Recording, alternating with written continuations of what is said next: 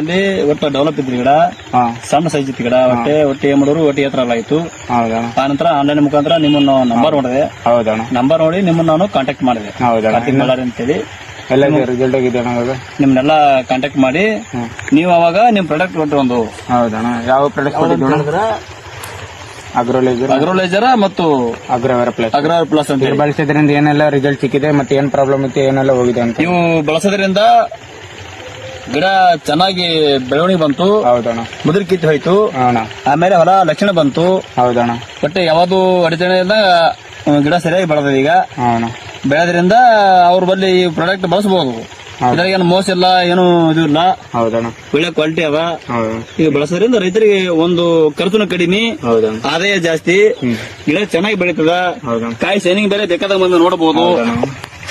ನೋಡಿ ರೈತರೇ ಚೆನ್ನಾಗಿ ಬಂದಿದೆ ರಿಸಲ್ಟ್. ಅಗ್ರೋಲೈಸರ್ ಮತ್ತೆ ಅಗ್ರೋವೇರ್ ಹೊಡೆಯೋದ್ರಿಂದ ಈ ತರ ಚೆನ್ನಾಗಿ ರಿಸಲ್ಟ್ ಬಂದಿದೆ. ರೈತರಿಗೆ ಏನಂತ ಹೇಳಕ್ ಇಷ್ಟಪಡ್ತೀರಣ್ಣ ತಗೊಳಕ್ಕೆ? ಆರಾಮಾಗಿ ಬಳಸಬಹುದ್ರಿ. ಯಾಕಂದ್ರೆ ಖರ್ಚು ಕಡಿಮೆ ಗಿಡ ಆಗಿದೆ, ಡೆವಲಪ್ ಆಗ್ತದ. ಇಷ್ಟು ಕಡಿಮೆ ರೇಟ್ ನಾಗ ಯಾರು ಎಣ್ಣೆ ಕೊಡೋದಿಲ್ಲ.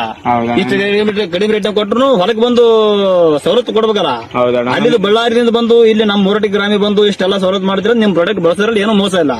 ಐದು ಗಿಡ ಚಲೋ ಬರ್ತದ. ಹೂವ, ಕ್ರಾಪ, ಗಿಡ ಬೆಳವಣಿಗೆ, ಬೇರೆ ಬೆಳವಣಿಗೆ ಎಲ್ಲಾ ರೀತಿಯಿಂದ ಇದು ಎಣ್ಣೆ ಬಳಸೋದ್ರಿಂದ ರೈತರಿಗೆ ಅನುಕೂಲ ಆಗ್ತದ. ಇನ್ನೊಂದು ಖರ್ಚು ಕಡಿಮೆ, ಅಗದಿ ಶಿಸ್ತು ಬೆಳೀತ ಗಿಡ.